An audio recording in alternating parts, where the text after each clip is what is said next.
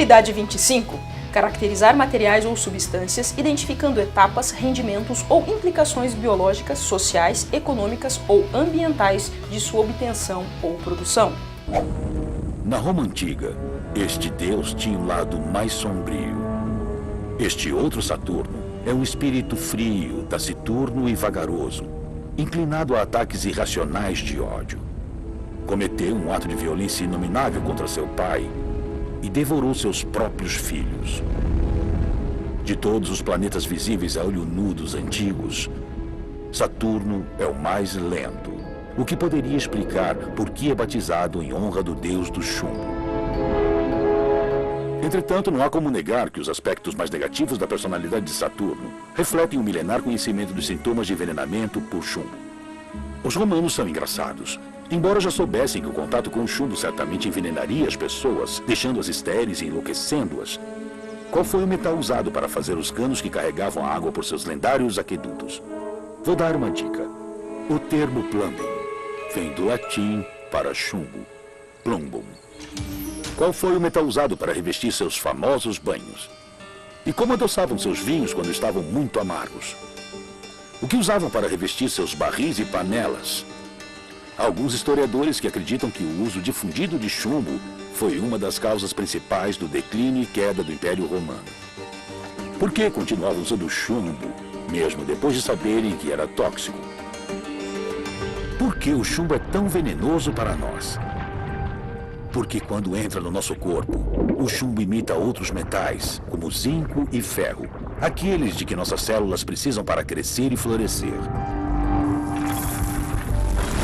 As enzimas nas células são enganadas pela máscara do chumbo e começam a dançar. Mas é uma dança da morte, porque o chumbo é um impostor que não pode realizar as necessidades vitais da célula. O chumbo também bloqueia neurotransmissores, que é a rede de comunicação entre as células. Interfere com os receptores moleculares, que são vitais para a memória e aprendizado.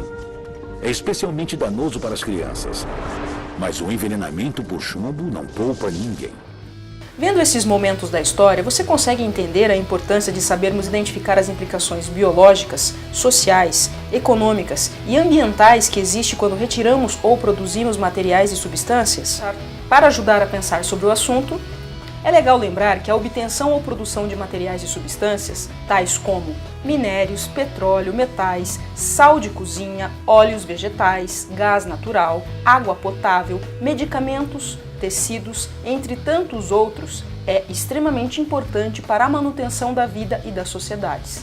E à medida que conhecemos melhor esses materiais e substâncias, melhor podem ser os processos que obtemos, eliminando ou, pelo menos, diminuindo o impacto sobre o meio ambiente e a vida humana. E tudo isso só é possível quando conseguimos caracterizá-los. Caracterizar é pôr em relevo o caráter de, evidenciar, distinguir, as virtudes que o caracterizam, pôr em evidência o que é característico em. Na química, quando dizemos caracterizar materiais ou substâncias, nos referimos a conhecer e evidenciar características e propriedades que fazem esses materiais ou substâncias serem o que são. Para isso, os 3 níveis de representação do conhecimento químico nos ajudam. Pensado e proposto por John Stone em 1982, os níveis são o macroscópico, o submicroscópico e o simbólico. Já Mortier, para ele, são os 3 aspectos que nos ajudam: fenomenológico ou empírico, teórico ou de modelos, e representacional ou da linguagem.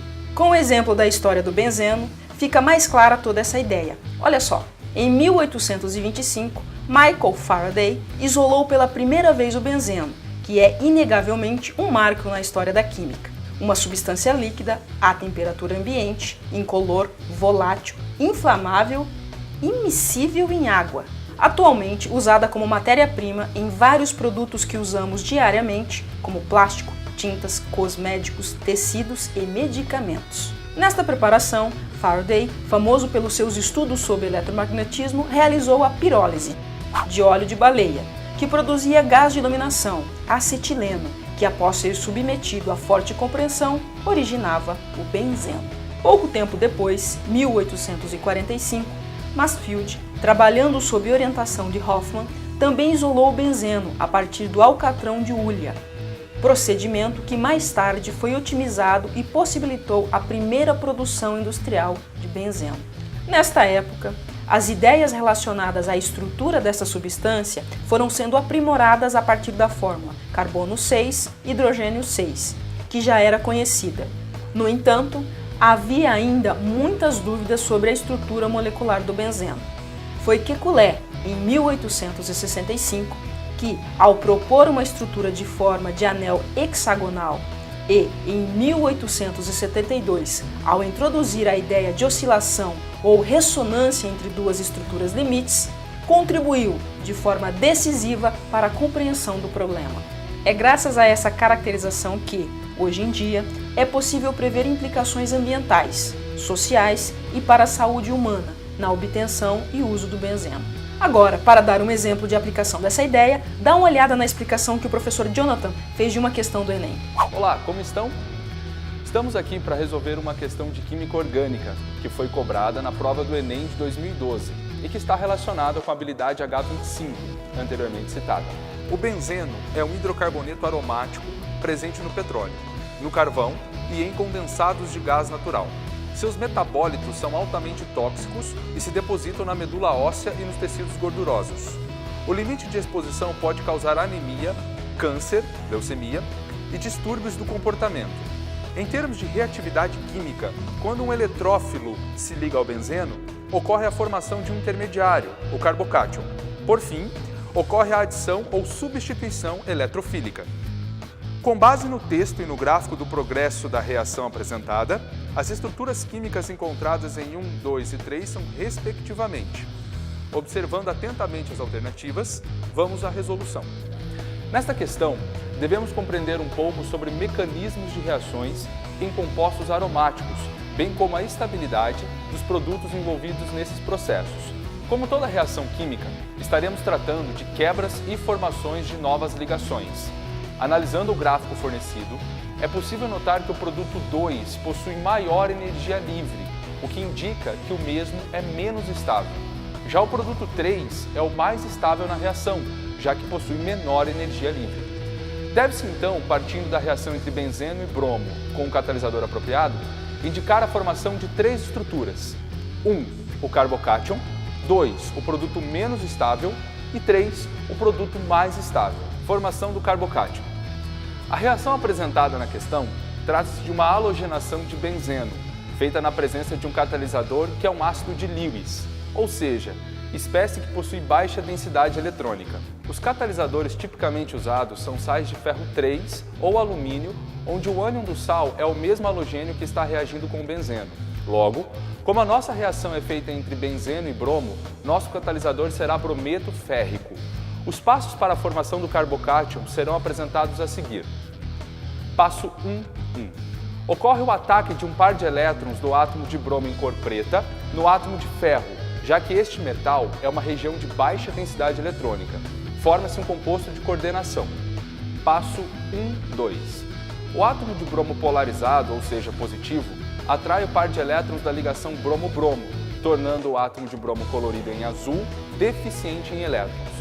Este último sofrerá o ataque de um par de elétrons π do benzeno. Forma-se o carbocátion. Vale salientar a deslocalização das ligações π restantes no íon em busca da estabilização da carga positiva formada. Assim, obtemos a primeira das nossas 3 respostas. Formação do produto 2. O carbocátion é uma estrutura intermediária proveniente do benzeno, onde uma carga positiva se encontra localizada em um dos carbonos do ciclo. Essa estrutura pode sofrer reações de substituição ou adição. O mecanismo proposto para a formação do produto 2 será apresentado a seguir e se trata de uma reação de adição. Passo 2. Um par de elétrons do átomo de bromo do ânion tetrabrometo de ferro 3 ataca o sítio positivo presente no carbocátion. Esse produto é o mais instável, já que não temos a ressonância existente no benzeno. Logo, a energia desse composto é maior, sendo possível relacioná-lo ao produto 2, que é a segunda resposta da nossa questão. Formação do produto 3. O produto 3 é o menos energético, ou seja, mais estável. Essa estabilidade é proveniente da ressonância existente no benzeno. Assim, devemos propor um mecanismo partindo do carbocátion, onde o benzeno é restituído, para que ocorra a ressonância e a maior estabilização citada. O mecanismo proposto será apresentado agora. Passo 3. Um próton, que é um átomo de hidrogênio ligado ao benzeno, é removido pelo ataque de um par de elétrons de um dos átomos de bromo do ânion tetrabrometo férrico. O par de elétrons da ligação hidrogênio-benzeno reconstitui a dupla ligação no anel, forma-se ácido bromídrico e o produto 3, de nome bromo-benzeno. Vale destacar que o catalisador brometo de ferro 3 é regenerado ao final da reação. Assim, concluímos como resposta correta da questão a alternativa de letra A. Pessoal, então estudamos um pouco sobre mecanismos de reações orgânicas. É um assunto interessante para vestibulares mais exigentes, vale a pena você revisar. Então é isso. Muito obrigado, espero que tenham gostado. Até a próxima. Será que depois de assistir esse vídeo você consegue caracterizar outros materiais ou substâncias, identificando etapas, rendimentos ou implicações biológicas, sociais, econômicas ou ambientais de sua obtenção ou produção? Experimente! Assista novamente a primeira parte desse vídeo, que trata da história do chumbo, e veja como se sai. Isso vai te ajudar não só a fazer um bom Enem, mas também a olhar de maneira mais crítica e cuidadosa para a obtenção e uso que fazemos de materiais e substâncias.